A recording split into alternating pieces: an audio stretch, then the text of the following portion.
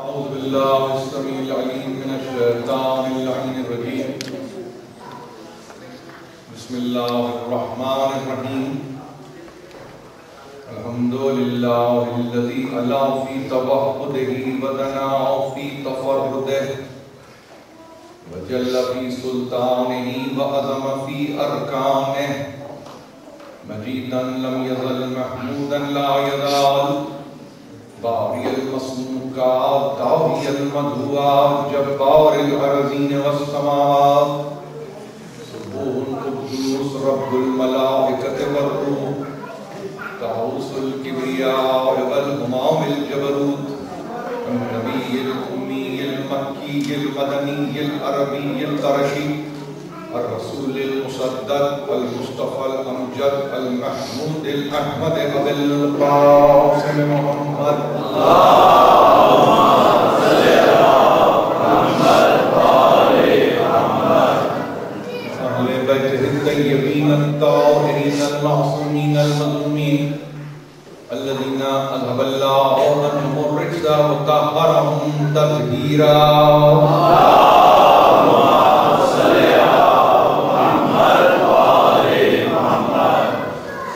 بعد فقد قال الله سبحانه وتعالى في محكم كتابه الحكيم وإنه في أم الكتاب لدينا لعلي حكيم صلوات اللهم صل على محمد وآل محمد. میں آپ تمام احباب کا شکر گزار ہوں کہ آپ نے یہ سلسلے کی تیسری اور آخری تقریر میں رحمت فرمائی اور یہ موقع مجھے دیا کہ جو کچھ بھی میرے پاس ہے وہ آپ کی خدمت میں پیش کر سکوں. دن انتہائی اہم اور تذکرہ اس سے بڑھ کر مہم.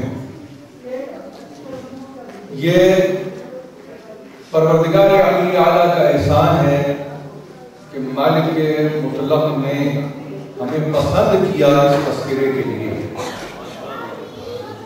امتیں اس تذکرے سے محروم رہیں، سلطنتیں اس تذکرے کو ادا نہ کر سکیں، بادشاہتیں اس تذکرے میں رکاوٹ بنی رہی. لیکن ان تمام باتوں کے باوجود اس ذکر کو ہونا تھا، اور نہ صرف ذکر کو ہونا تھا بلکہ ذکر زینت بن رہا تھا، اور ایسے زینت بن رہا تھا کہ جہاں حکم کی تعصی ہو رہی تھی، زینوا مجالسکم بذکر علی ابن ابی طالب، اپنی مجالس کو مزین کرو ذکر علی ابن ابی طالب سے. لفظ ہے مزین کرنا، زینت دینا. تو کس چیز کو زینت دی جاتی ہے؟ جس میں قابلیت ہو اس کو زینت دی جاتی ہے. جس میں قابلیت ہی نہ ہو اسے ہم کیا زینت دے سکتے ہیں؟ تو یہ تذکرہ ظاہر ہے کہ از روئے نص رسول قابل زینت ہے. اب اگر کوئی اپنی محفل میں علی کا ذکر نہ کرے اور محفل کو زینت نہ دے ذکر سے، تو اس نے علی سے روگردانی نہیں، رسول سے روگردانی. ہمارے پاس یہ ہے حدیث کا اثر و نفوذ. زندگی میں ہم بہت احتیاط سے اور بہت احترام سے آگے بڑھتے ہیں. نہ ہم کسی کا ذکر خامخواہ ادا کرتے ہیں اور نہ ہی ہم کسی ہونے والے ذکر میں کمی کرتے ہیں. جس کا ذکر قرآن کرے، جس کا تذکرہ صاحب قرآن کرے، جس کے تعلق سے سورہ زخرف قصیدہ کہے، تو میں کیا، میری بساط کیا، میری مجال کیا کہ میں مانے بنوں، میں رکاوٹ بنوں وَإِنَّهُ فِي أُمِّ الْكِتَابِ لَدَيْنَا لَعَلِيٌّ حَكِيمٌ، بے شک اصل کتاب میں علی حکیم ہے، رفیع حکیم ہے، ذی قدر حکیم ہے، عالی شان حکیم ہے۔ یہ ہے وہ علی جس کا تذکرہ کرنے کے لیے ہم اور آپ یہاں جمع ہیں۔ یہ وہ ہے کہ جس کو سمجھنے میں صدیاں گزر گئیں اور نہیں معلوم کتنی اور صدیاں گزر جائیں گی، انسان سمجھ میں نہیں آئے گا، اس کا تذکرہ ہی سمجھ میں نہیں آئے گا۔ مگر قرآن نے یہی کہا کوئی ایسا دہر نہیں رہا ہے، کوئی ایسا زمانہ نہیں رہا ہے جس میں ہم نے اس انسان کا ذکر نہیں کیا ہے۔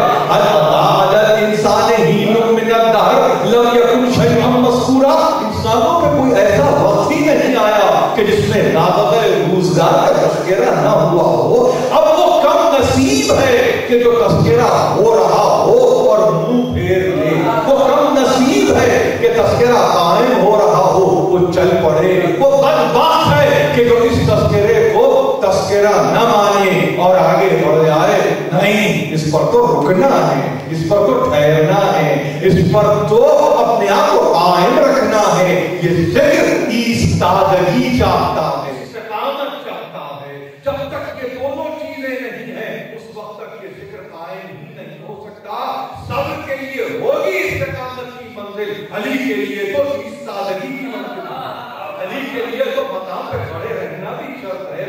یقیناً یہ تذکرہ آپ سے نہیں بلکہ آپ کے توسط سے ان تک پہنچانے کی کوشش کر رہا ہوں کہ جنہیں کبھی کبھی اس میں تعالی نظر آتی ہے، کبھی کبھی اس میں غلو نظر آتا ہے، کبھی کبھی محسوس کیا ہوتا ہے جیسے کہ ہم اضافہ کر رہے ہیں۔ کیا اضافہ کریں گے؟ اس کو ام کتاب کہا، اصل کتاب کہا، باوجود یہ کہ بل ہوا قرآن مجید، دیکھو یاد رکھو یہ قرآن مجید ہے اور یہ ایسا قرآن نہیں ہے بلکہ یہ لوح محفوظ میں ہے، لوح محفوظ میں ہے، یہ موجود ہے، لوح محفوظ میں یہ قرآن موجود ہے۔ تو اب یاد رکھیے یہ معمولی کتاب نہیں ہے، یہ کتاب اس سے بھی نزدیک ہوگی کہ جو عین کتاب ہوگا۔ انہو لقرآن کریم فی کتاب مکنون۔ اب یہ اور بات ہے، لا یمسہ الا المطہرون، یہ کتاب مکنون ہے، چھپی ہوئی کتاب ہے۔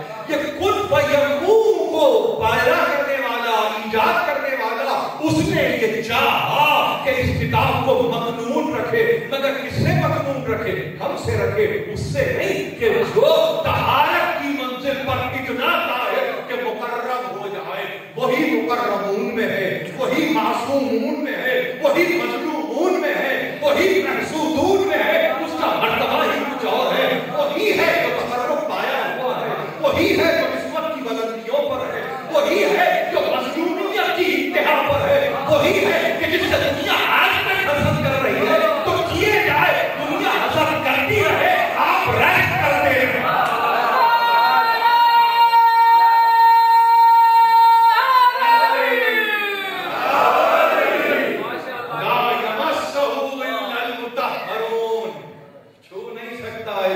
جب تک یہ مطالعہ نہ ہو، دنیا تفسیر کرتے ہوئے، ترجمہ کرتے ہوئے الجھ گئی، کوئی وضو تک رک گیا، کوئی ملک پہ آگے ٹھہر گیا، کوئی وضو پہ رک گیا، طہارت وضو کی بات ہو رہی ہے، اس کو وضو کے بغیر مس نہ کرنا۔ یہ فکر پہنچی یہاں تک، اور کسی نے بہت آگے بڑھ کے کہا کہ نہیں، اس کو جو کتاب مکنون ہے اس کو تو بس ملک کر سکتے ہیں، ان کو فخر ملک کا پتہ ہی نہیں ہے۔ جو ملک پہ رک جائے اس کو اللہ کیا بتائیں گے کہ فخر ملک کون ہے؟ تو ہم اللہ کا بڑا احسان ہے، یہ گزرتی ہوئی دنیا میں ہمیں اطمینان اس بات کا ہے کہ جو ہمارا موقف ہمارے اجداد نے ہم کو دیا ہے اس پہ قائم ہے اور ہم اس سے ہٹنے والے نہیں، ہم اس سے ہٹنے والے نہیں۔ دنیا کو وہ تعدی نظر آئے، وہ غلو نظر آئے، وہ اضافہ نظر آئے، وہ کمی نظر آئے، ہم اس کے ذمہ دار نہیں ہیں۔ اس لیے کہ دیکھیے بات یہ ہے کہ ہر شخص پر مقدور ہے کہ وہ کتنا پہچانتا ہے۔ خدا کسی خاص نصاب کے تحت نہیں پہچانا جاتا، تو علی کسی ترقی کا نصاب ہم اور آپ طے کر ہی نہیں سکتے. ذہن کی جولانیاں جہاں لے جائیں. میں کس طرح سمجھتا ہوں مجھ سے بہتر آپ ہیں. آپ کیسے سمجھتے ہیں؟ علماء اعظم کیسے جانتے ہیں؟ حافظ کیا سمجھتے ہیں؟ سعدی کیا سمجھتے ہیں؟ رومی کیا سمجھتے ہیں؟ اقبال کیا سمجھتے ہیں؟ ہمیں نہیں معلوم. مگر کسی نے اقبال سے پوچھا کہ بتاؤ تمہارے پاس علی کا مرتبہ تو بتاؤ. عجیب بات کر رہا ہوں, بتاؤ علی کا مرتبہ بتاؤ. تو کام تو سارا آسان کر دیا. حنفی العقیدہ ہونے کے باوجود یہ میں کہتا ہوں یہ ہے یہ عظمت مولا کی عظمت نہیں ہے. یہ وہ کہ جو اپنے آپ کو اس فقہ پر باقی رکھتے ہیں جس کو آپ حنفی فقہ مولا سے نسبت پائی تو وہ ایسا لگا کہ فقہ حنفی میں جلا آ گئی. حنفی العقیدہ ہے مگر جب سن 15 میں اسرار خودی لکھی.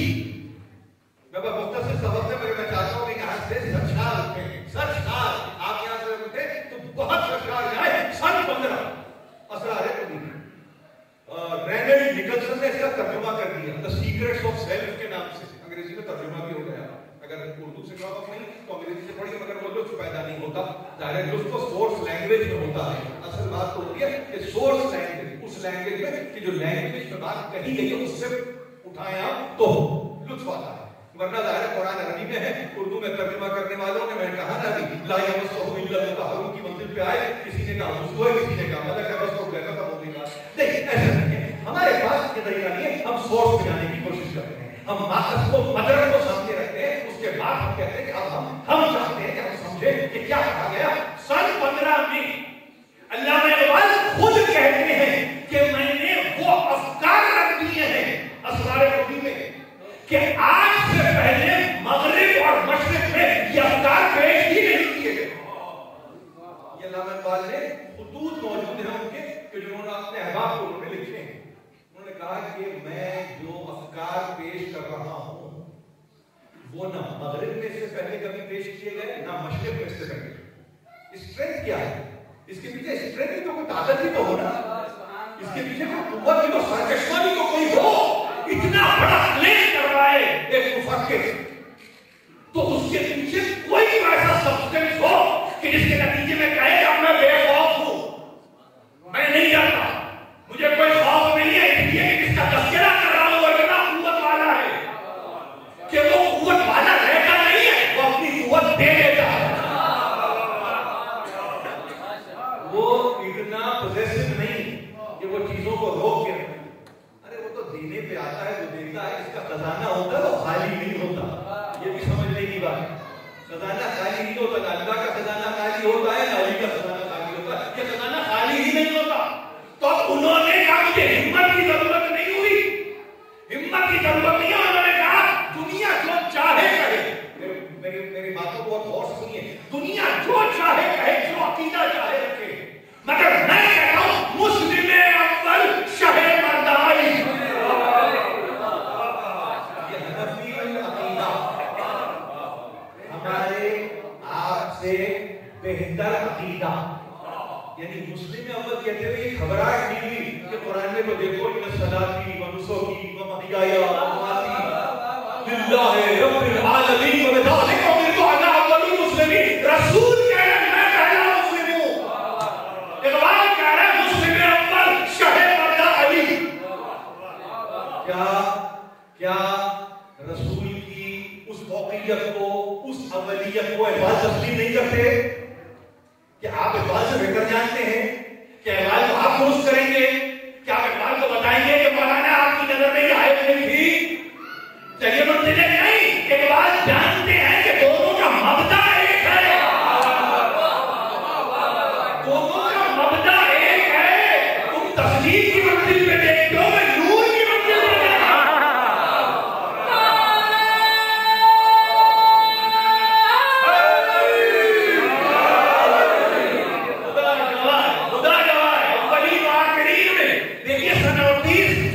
گزر گیا 1930 کی بات کر رہا ہوں, 2013 میں آپ کے سامنے جوڑ لیجیے تو 75 برس ہے کہ 75واں سال ہے دنیا سے گزرے ہوئے اقبال کا. ایسا ایک مصرع نہیں دیا کسی اور نے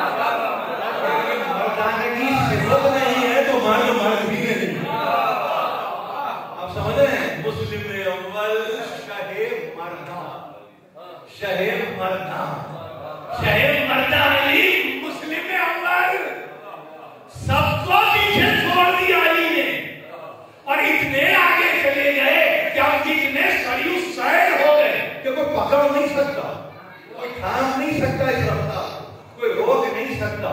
مسلم اول شہ مردہ علی. میں ایک بات سے کہوں تو باقی کیا بچے؟ اگر یہ شہ مردہ ہیں تو باقی کیا ہے مجھے بتائیے. نہیں بات کہیں گے ہم نے بچایا ہے وہ تو مردوں کی شادی دی ہے. یہ تو شہنشاہ ہے ہم نے پھر بھی رکھا ہے. ہم چاہتے تو ان کو اس پوری ملک سے باہر نکال کے پھینک دیں. مگر نہیں ہم ایسا نہیں کریں گے. ہم اللہ عزتوں کا محافظ ہے. ظاہر ہے سنت الہی کی کرنے والے ہیں. ہم کسی کو خامخواہ میں ضد کے تعلق سے نہ سچ پہ لائے. ہم سچ نہیں پہنچاتے نقصان نہیں پہنچاتے. ہم پہنچاتے ہیں تو کہنے کے لیے بتاتے مسلم اول شہ مردہ علی. تو کام کیا ہے اس کا؟ یہ ایسے بن گئے یہ تفصیلی ہونے پہ آ گیا تو مسلمان ہو گیا اور مردوں کا پھر شاہ سوار ہو گیا. نہیں کام ہوتا ہے بھائی. مسلم اول کہنے کے بعد شاہ مردہ کہنے کے بعد اس کے کچھ تقاضے ہوتے ہیں. اسی لیے دنیا کوالیفائی نہیں کر سکتی. ابتدا سرمایہ ایمان علی. تم جس سے محبت کرتے ہو نا جس سے تعلق قائم کرتے ہو کس سے؟ اللہ سے. اس لفظ عشق پہ قرآن میں نہیں. یہ بتاؤ آپ کو خوب ضرور ہے لفظ عشق قرآن میں نہیں ہے. شین آ یہ ہے ہی نہیں. یہ ہے ہی نہیں. ظاہر نہیں ہے وجوہات جو بھی ہوں گی مگر میں آگے کہنا چاہ رہا ہوں عشق کا سرمایہ ایمان علی.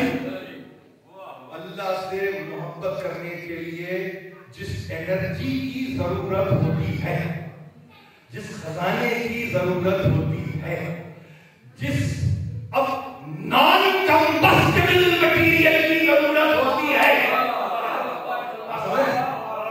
نان کمبسٹبل مٹیریل کی ضرورت ہوتی ہے. وہ مٹیریل کا پرووائڈر ہے علی ابن ابی طالب. یعنی ایمان اس کمال پر لے جائے کل ایمان کہ اب جب اپنے پیدا کرنے والے سے تعلق باندھو تو تعلق بندھتا ہوا نظر آئے. یہ خالی نہ ہو, یہ برائے نام نہ ہو, یہ اضافی نہ ہو, یہ بھرتی کا نہ ہو, یہ فلم کا بلینک والی کیفیت نہ ہو. اللہ اللہ نہیں چلے گا جب تک کہ سرمایہ ایمان پر نہ سمجھ لو کہ اللہ کہنے کے لیے وہ ایمان کا کون سا خزانہ ہے جس کو حاصل کیا جائے. تو کیسے سوال کسی اور کو رکھ دیتے؟ یہی یہ ایمان کا سرمایہ دے سکتے ہیں اور یہی اگر چاہے تو واپس ہی لے سکتے.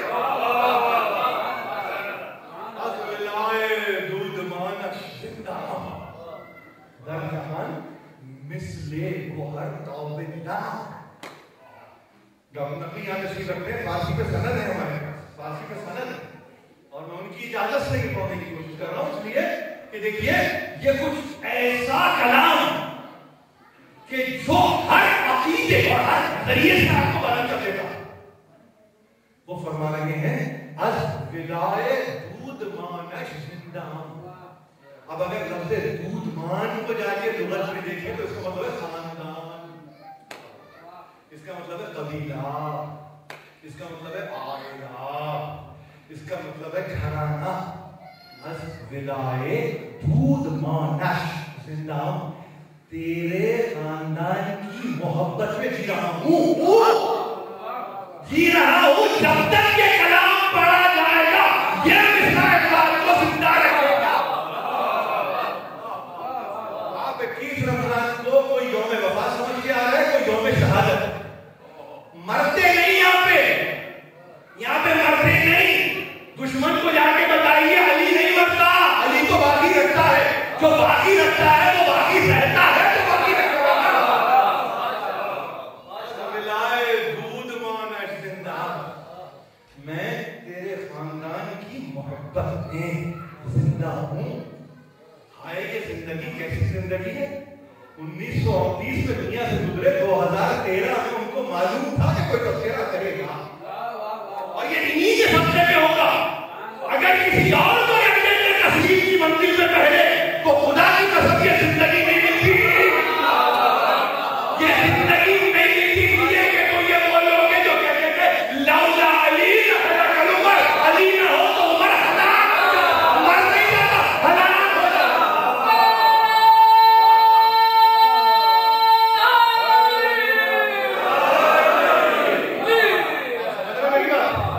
ہر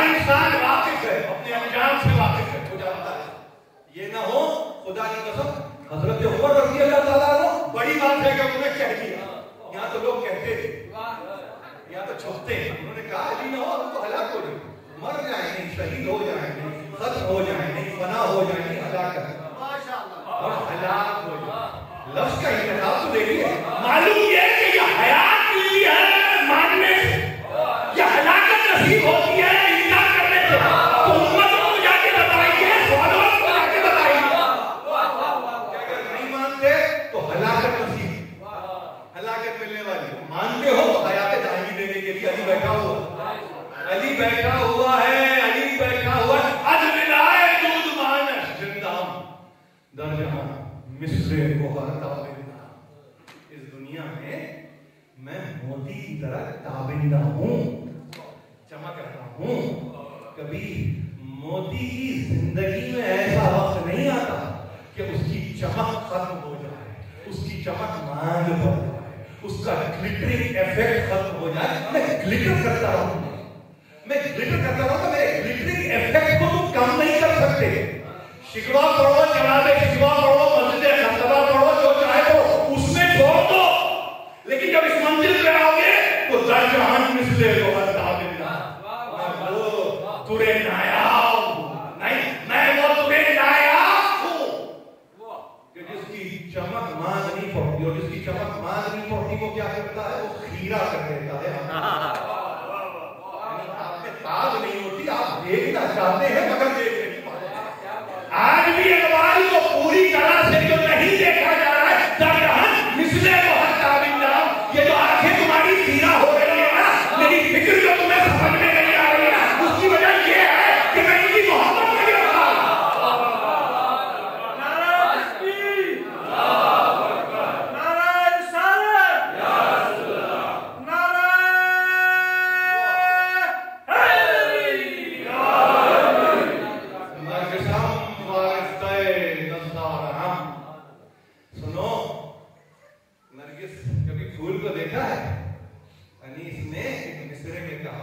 نرگس کی طرح جشن سوئے در نگرہ ہے. اللہ نے کہاں لے کے رکھ دیا, نرگسم وارفتہ نظارہم در خیابان شبو آوارہم. سنو میری بات کو سنو, میں تو وہ دید کی منزل پر ہوں, میں تو اس دیدنی کی منزل پر ہوں کہ جس کی نگاہیں جمی ہوئی ہیں, ٹکی ہوئی ہیں. میں جس طرح سے نظارے کو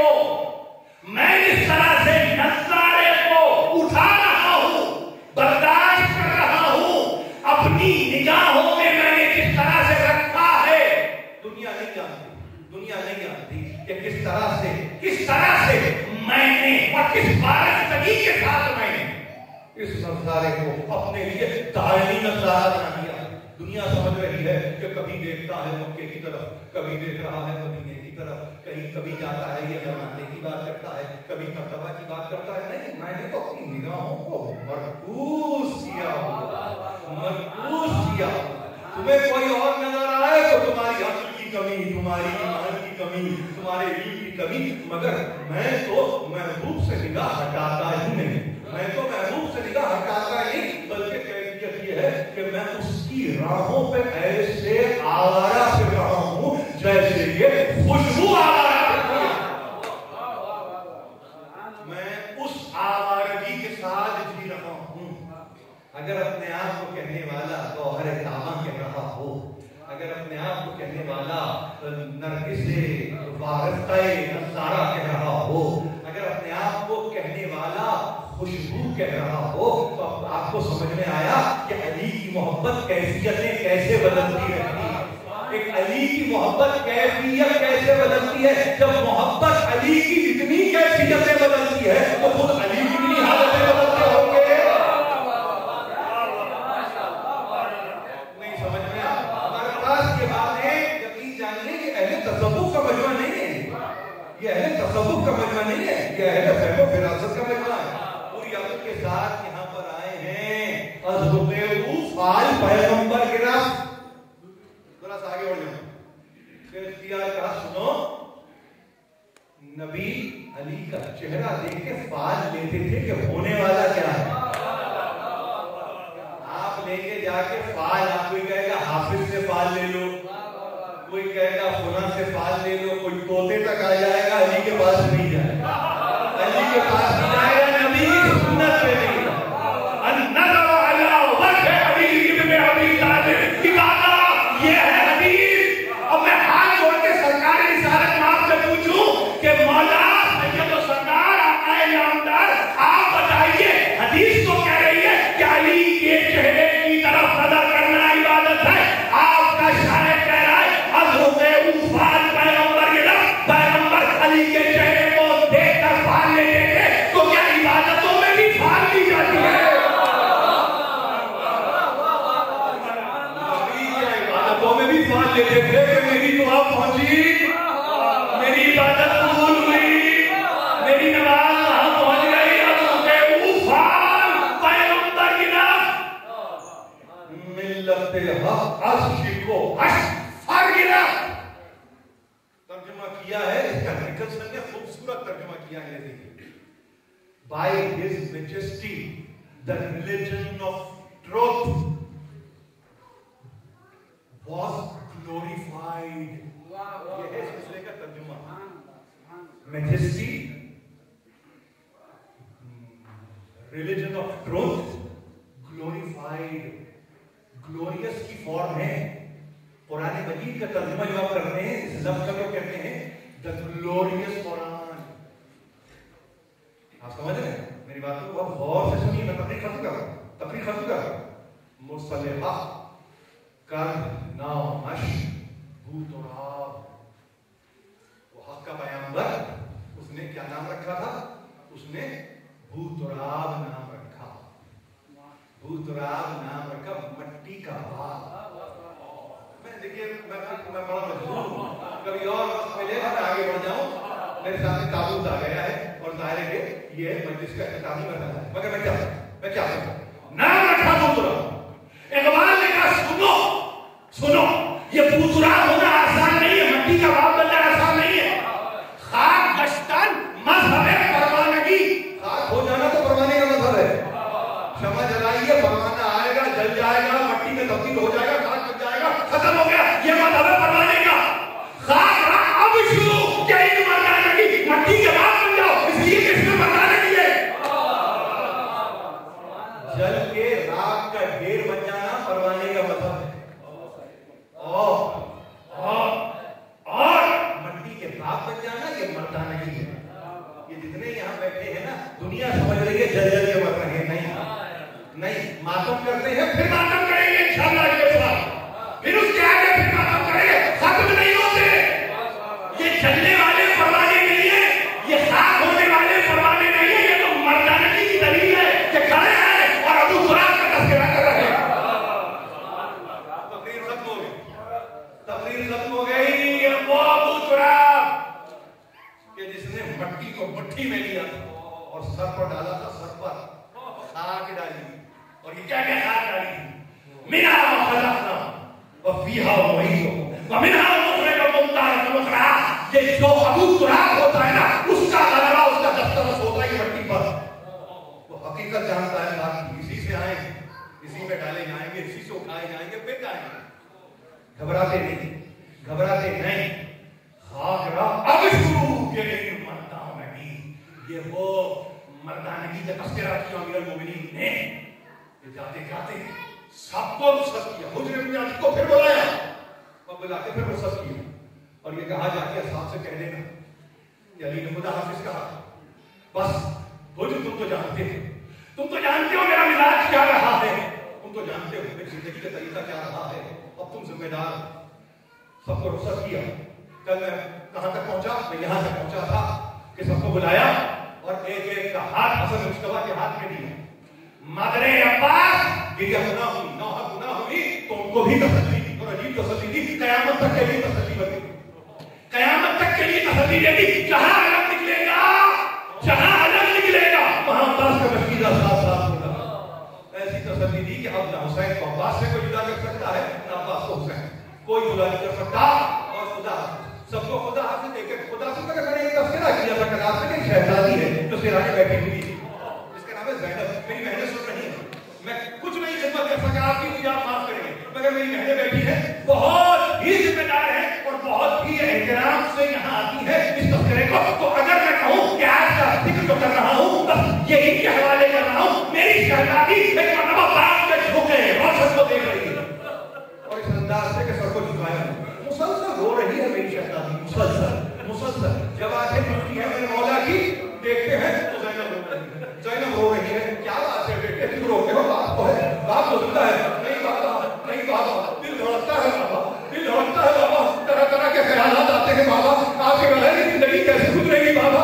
بابا مجھے بتائیے بابا۔ علی خاموش، علی خاموش، علی خاموش۔ اب جب جانے کا وقت بہت نزدیک آیا، یعنی 31 رمضان آئی تو اتنا رو چکی تھی زینب کہ باپ کو کوئی تو تسلی دینی تھی، کوئی تو تسلی دینی تھی۔ ایک مرتبہ کہا زینب، کہا جی بابا، کہا ادھر آؤ بیٹے، کہا نہیں تو بابا، کہا نزدیک آؤ، نزدیک آئی۔ ایک مرتبہ کہا ذرا سے اپنے بازوؤں سے آستین کو پلٹو، آستین کو تو پلٹو۔ زینب نے آستینوں کو پلٹا، کہا نزدیک آؤ، نزدیک آئی، تو بوسے دیے بازوؤں کو اور کہا بیٹے گھبرانا نہیں، ان بازوؤں میں رسی بندھے گی۔